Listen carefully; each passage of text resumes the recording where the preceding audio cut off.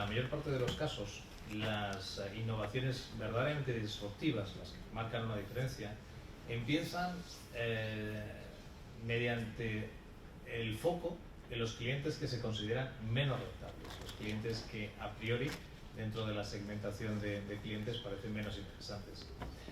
También es importante entender que muchas de estas compañías establecidas invierten gran parte de sus recursos, de sus esfuerzos en mejorar los productos principales, incluso los llevan a niveles de calidad y desarrollo superiores a los que sus propios clientes les demandan o están dispuestos a pagar. También es importante entender que las compañías establecidas viven lógicamente en redes de valor muy concretas en las que se mueven con comodidad, y es muy difícil que sean capaces de evolucionar y desplazarse hacia redes de valor en las que las métricas, los KPIs en los que se estén moviendo sean diferentes. También es una realidad que muchos de las personas que trabajan en empresas establecidas, especialmente la parte de ingeniería, son aquellos que crean innovaciones disruptivas, pero en la mayor parte de los casos, en lugar de continuar ese desarrollo dentro de la propia empresa establecida, abandonan esas compañías para crear su propia empresa, es decir, crean una nueva compañía desde esa innovación disruptiva. La reflexión final de toda esta problemática de la innovación en la empresa establecida es que cuando se dan cuenta de que se ha producido una innovación disruptiva y quieren entrar en el mercado, suele ser demasiado tarde. Esa nueva compañía que ha entrado en el mercado tiene ya una ventaja que es difícil de competir. Para startups, mi recomendación sería que se centraran en estas 5 conclusiones. Que lo primero, para ser disruptivo en la industria turística, lo que es clave es entenderla. Es decir, hay mucho iluminado que quiere revolucionar la industria turística sin entender la realidad de la misma, sin entender las complejas interrelaciones de todo el proceso de lo que podríamos entender el viaje. Una industria que además es muy peculiar porque es una de las pocas en las que compiten de tú a tú empresas tecnológicas, empresas de media, empresas, por así decirlo, proveedoras de servicios turísticos, distribuidores de servicios turísticos. Si uno no es realmente capaz de entender todas esas interrelaciones de la complejidad de lo que podríamos llamar la industria del turismo y del ocio, es difícil poder crear ninguna propuesta disruptiva. En muchos casos simplemente se estará tratando de reinventar la rueda y eso es una mala apuesta. Dentro del campo de la disrupción, pues claramente yo veo la desintermediación y unido al fulfillment online, planteado desde una perspectiva de lo que llamaríamos frictionless, es decir, fácil, confiable, en un entorno amigable, como alguno de los elementos claves para esa disrupción a la industria. Aquello que se oriente al movimiento desde el B2B hacia el B2C, y en el caso del B2C hacia la verdadera creación de marketplace multiplataforma, pues son campos en los que evidentemente hay mucha posibilidad de crecimiento. También hay que entender que nos estamos moviendo en un segmento en el que los márgenes son bajos. Por lo tanto, la ejecución, la calidad de la ejecución es clave. Es decir, hay otras industrias, por ejemplo la industria de media, les doy el dato, nosotros por ejemplo en Google nos movíamos en un ratio del 32% de EBITDA. Entonces evidentemente tienes mucho más margen para equivocarte.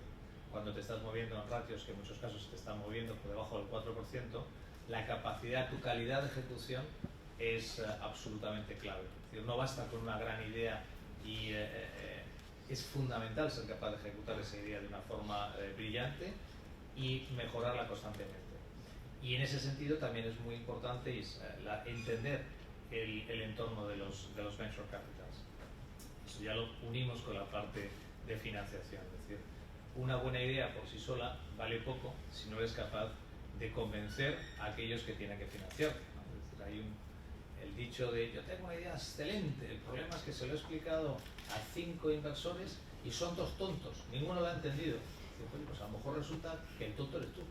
Pues si has contado 5 veces lo mismo a gente que tiene track record en inversiones, pues o a lo mejor es que no se lo ha sabido contar, no ha sabido expresar no les ha sabido contar que lo que ellos quieren escuchar, un proyecto de crecimiento en el que en 4 o 5 años puedan estar fuera y con un success, con exit garantizado. Bueno, pues entonces tendrás que saber contar la historia y entender y saber distinguir de lo que es la fase de semilla, de lo que es la fase de first round, etcétera, ¿no? Porque si no, esos tiempos de los que ibas con un PowerPoint e intentabas conseguir dinero, pues se han quedado ya un poquito lejos, ¿no? Es decir, ahora ya la verdad es que la gente se lo toma mucho más en serio a la hora de confiar sus recursos. Las oportunidades para las startups no deben centrarse durante esto. Volvemos un poco al travel cycle, ¿no? Es decir, inspiración, research, booking, experiencing y sharing. Sharing es la última fase para un viajero y es la primera fase para otro. Durante muchos años todo el foco de la inversión se ha centrado fundamentalmente en la parte de experiencing y en la parte de research. Por ejemplo, Google está centrada fundamentalmente en la parte de research, donde hay una gran inversión, los metabuscadores, hay una enorme inversión, pero ¿qué pasa con la vertiente de inspiración, con la fase de inspiración, con la fase de experiencia? ¿Qué pasa con la fase de sharing? Son elementos de esa etapa del viaje en el que todavía no hay suficiente desarrollo, ¿no? Las necesidades que los viajeros tienen todavía no han sido resueltas. Es más fácil encontrar tu hueco en esas fases del proceso de viaje que en fases como el proceso de búsqueda. Si hoy en día alguien me viene y dice, yo voy a montar un buscador de vuelos, estás loco. Es decir, está absolutamente inventado y las economías de escala son tan brutales que ni con una inversión de $1.000 millones vas a conseguir llegar ni a los tobillos de los grandes players del mercado. Sin embargo, si me dices que vas a buscar una solución que te permita, gracias a conocer mejor a tu cliente, poderle recomendar sugerencias de viajes y a partir de ese perfil poderle estar haciendo conocer determinadas alternativas o inspirándole destinos, diré, oye, ahí hay un camino que puedes estar recorriendo porque es un camino en el que hay menos competidores. Muy casado con esta reflexión sobre dónde centrar los esfuerzos es la idea de huir del concepto del Me Too, ¿no? Es decir, es cualquier proyecto que lo que busca es hacer algo que otro ya está haciendo, tiene poca capacidad de éxito. El único matiz que yo haría es si es la importación de ideas de éxito extranjeras. Es decir, si tú has visto que hay algo desarrollado en Estados Unidos, en Australia, en Canadá, etcétera, en Singapur, que está funcionando, sí puede ser el primero que lo adapte a la realidad de tu mercado nacional con determinados matices y eso sí puede tener un éxito. Pero si hay alguien que ya tiene un proyecto que está funcionando de reservas de última hora o de reservas de hoteles por horas, hay poco margen para que si tú haces algo igual puedas estar teniendo un éxito, sobre todo si no tienes la fuerza, la economía de escala de estarlo integrando en una infraestructura previa, ¿no? Por ese sentido hablamos de que el concepto de Me Too, no hay que llegar a extremos. Volviendo a citar a Google, la compañía se plantea como innovación el concepto de lo que llaman el wow effect. O sea, no puede haber ningún proyecto que no tenga que no genere un wow. Es lo que se llama dentro de la casa el wow effect. Y el Me Too está prohibido. Es decir, en los inicios de los metabuscadores había, desde ciertas unidades de la compañía, defendíamos la creación de buscadores verticales. ¿Por qué vamos a dejar que los metabuscadores, estamos hablando del año 2006, 2007, por qué vamos a dejar que metabuscadores nos pisen el terreno? ¿Por qué no acotamos Universal Search y hacemos buscadores verticales? Eso es Me Too. Nosotros no estamos aquí. O sea, nuestros fundadores no están para copiar cosas, están para revolucionar la forma en la que se debe entender. Entonces, bueno, pues eso, evidentemente, llevado a un esquema más pequeño, te da una pauta de cómo debes moverte, ¿no? Si después de esta reflexión volvemos a lo que yo creo, los principales errores que cometen las empresas a la hora de hacer la innovación. Lo primero es las batallas competitivas que se plantea el management. La problemática es que la mayor parte de los casos las compañías establecidas se centran en batallas que consideran ellas relevantes para sus productos centrales, para su core business. No le prestan excesiva atención a a lo que es pequeñas batallas. Crash error normalmente son las que después están creando nuevas categorías de producto. La segmentación de mercado es otra de las grandes problemáticas. Una empresa establecida se presta mucho más atención a los clientes teóricamente más rentables y con mayor recorrido. Normalmente la disrupción interesa no a ese tipo de clientes, sino interesa a los clientes menos rentables, que después de que esa innovación se ponga en marcha acaban dándose cuenta que es un producto más rentable, más barato y se atrae a los demás. Pues si te fijas solo en lo que tus grandes clientes, caso por ejemplo de, y vuelvo a Google, hay una excepción con Booking.com. De todos los grandes clientes de la compañía, el único cliente siempre deseoso de experimentar permanentemente nuevos desarrollos tecnológicos con los interfaces de Google era Booking, es Booking. Y de hecho hay una relación directa entre su ingeniería y la ingeniería de producto de Google, mientras que otras firmas no solamente se centran en el ROI a corto plazo, no están dispuestos a estar experimentando y a hacer probaturas. ¿Qué sucede? Que al final el gap entre Priceline, Booking.com y el resto de competidores cada año es más grande. Porque de 10 proyectos, a lo mejor 9 son un fracaso, pero el que no es un fracaso es un éxito rotundo. Cuando Criteo ni siquiera existía con el concepto de remarketing, Booking.com ya tenía desarrollado en conjunción con Google un modelo de remarketing con anuncios de display variables por segmentación de perfil.